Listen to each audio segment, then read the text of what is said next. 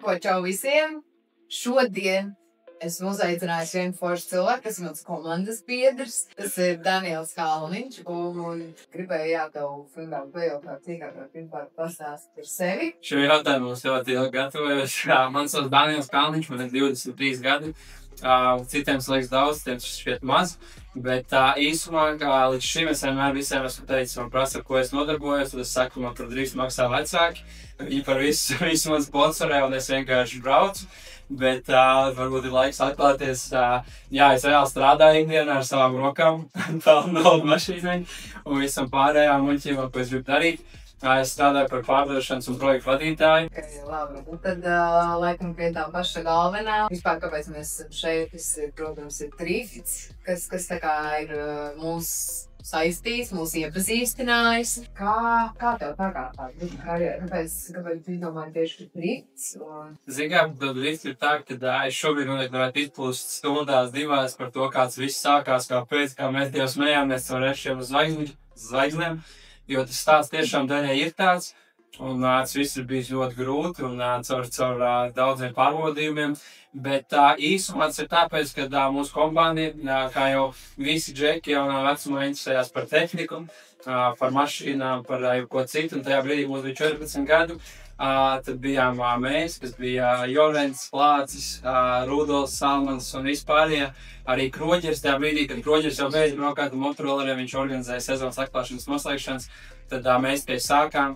Un principā no tā visa mēs kaut kā iebīdījāmies, mēs braukājām tiem motorolleriem, skrūvējām viņus, kuram tur ātrāks, jaudīgāks, kurš tur kādos dragreisos piedalījās vēl kaut kur. Un tad jau vienkārši gadiem ejot, es lielām biju viens no jaunākajiem, man vienmēr bija tā kā, kad visi bija kādu gadu, 2, 3 vecāki par mani.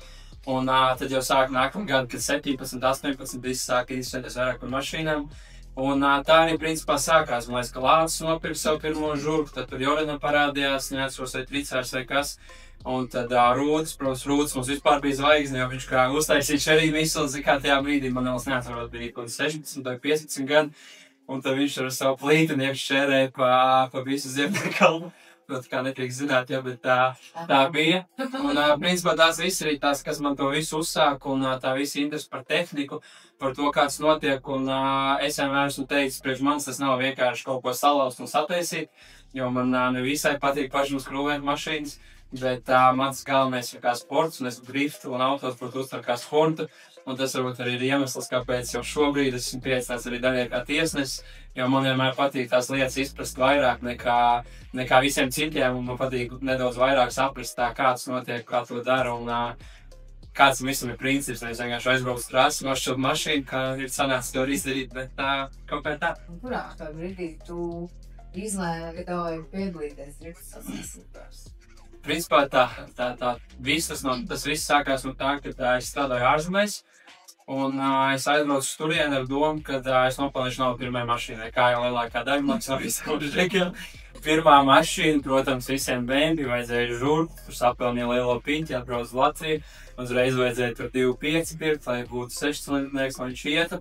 Un tajā brīdī vēl žurks neko baigi daudz nemaksāja, un tad, protams, bija kupē, es gribēju tieši kupē. Tāds viss sākās, pagāja kaut mēneši, 2, 3, 4, es padzīvoju pa Latviju, visa lielā nauda bija iztērēta. Un tad man vienā brīdī bija tāds, vai man teikt, ir jāsāk draudz savu dirsu, saturimies par izteicieniem Latvijā un kaut ko darīt.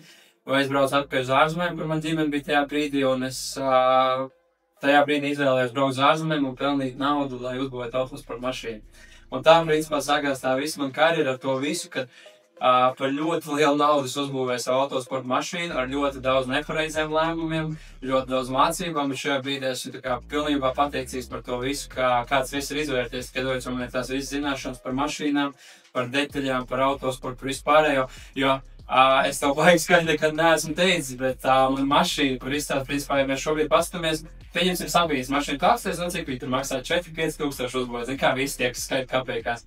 Mans sportinieks man izmaksāja 15 000 līdz tam brīdim, kamēr es sāku braukt trasē. Un tāpēc tajā mašīnā pa lielam nebija nekā. Tur bija 200 zirgi joprojām.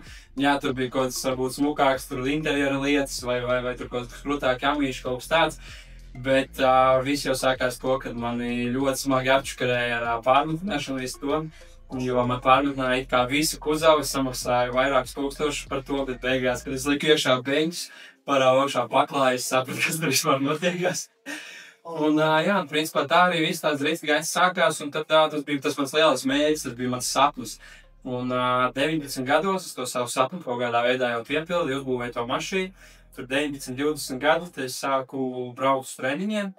Man bija nolas mērķis, bet es atbraucu uz Latviju. Es atbraucu dzīvot tā kā pavisam uz Latviju, un tajā brīdī es sapratu, ka, nu, ok, man mašīna ir, esmu visu izdarījis, bet tā kā kādu naudu es braucu sacensībās. Tā kā sacensības nav tā vienkārši paņemt tur kaut ko un aizbrauc un pabrauc. Un tā kā tie, kas ir braukuši, tie zina. Un varbūt arī pirms 3 gadiem, kad es sāku tieši braukt sacensībās, tas viss bija krietni lētāk. Teiksim, tā izdevīgi, kas nebija, bet bija izdevīgāk un nebija varbūt tik traki jāstros uz to visu. Bet kaut kā jānolā, tā 17. gada, šobrīd tas 22. gads, tie 5 gadi kaut kā ir pagājuši un kaut kāds viss ir aizgājis. Tā kā kaut kā tā. Jā, interesanti, ne, nu, kaut kas līdzīgs arī man arī ar to visu atminējumu, kā vajag pošīt, bet kāpēc ir drīk? Es domāju, tas viss ir iemesls, tie ir cilvēki, ar ko tu esi dzīvē saistīts, kas tev ir apkārt, tas pats Rūdols, visi Čerim, visas komandas, caur Rūdu, viņš visi iepazīst, tad Dāniels Lācis, tur Jorens, visi pārējie, teiksim, tā tie cilvēki, kas mūsu tajā bariņā bija, arī pirms tam tur vairāki brauc, kas tajā brīdī beidza braukt, tur bija tas pats Fišmens, Krišansans, es nemaldos, Kroģers, visi tie bija krietni vecāki par mums, bet tie bija tā, zin kā skaties, un tev ir tāds, wow, tas pats Krēsliņš un visi tie. Tajā brīdī būvēja tās mašīnas, viņam tur 400-500 zirgas skrienas lielām acīm, un tas viss kaut kā pavilka, un nebija, teiksim, tā, ja man būtu bijis varbūt kāds čoms, kas brauc mini rallijā vai autošosejā, mini šosejā, starp citu Lācis sāk braukt mini šosejā pašā sākumā, un tas arī bija kaut kas tāds, viņš nopirka to žurgu, es viņam saku, kā to jābrauc ar driftā, tā kā tu tiešām, nu, es vienkārši skatoties uz viņu, zināju, kāds viņam ir spējas un kā viņš māk vadīt mašīnu. Principā, es negribu tā teikt, bet es viņu pierunāju, lai braukt driftā un mēģināju viņu tajā visā ievilkties, teicu viņam tiešām, nu, viņam bija pamats uz to, ka viņam varētu būt ļoti labi rezultāti autosportā. Un tieši par driftu, tad jā, tā visa kompānija vienkārši tev tur ievelk, un tik līdz tu sāc tās mašīnas laust un vairāk komunicēt ar tiem cilvēkiem, ir grūti pārlikt kaut kas cits. Es noteikti gribētu kādreiz kaut ko pamēģināt, bet, protams, kosmos vispār būtu kāds rallijs, bet šobrīd kā mūsu drifteriem, liekas, ka mēs esam baigi dūži, mēs par adrenalīnu ķeram, bet, kad es pastāstu to, ko Džeki dara rallijā, man liekas, ka es esmu puišēl sev 5. klases skolā. Jā. Bet tā ir atbilde, kāpēc drifts.